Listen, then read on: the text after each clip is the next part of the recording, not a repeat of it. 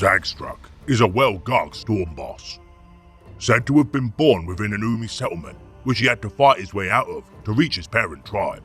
This proper angry orc is said to have stared down a Squiggoth until it stopped rampaging, as this war boss has no tolerance for stupidity within his crew, goring any git who fails him in their duty.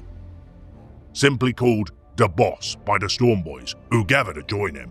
So legendary is his rage that all tribes want to see his temper explode just to witness the spectacle. Never letting a day pass without crumping, usually of his own men.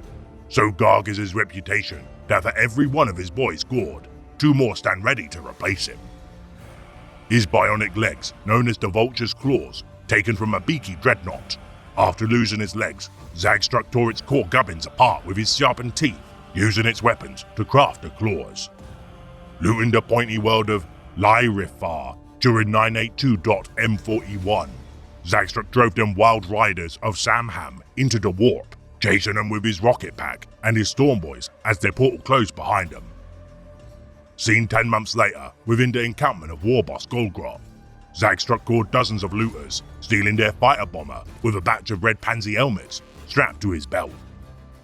Leading his Vulture squad to pillage anything not nailed down, they all latch onto the bottom of his personal fighter bomber called the Vulture, ready to plummet into scraps feet first, enacting his flyby decapitations.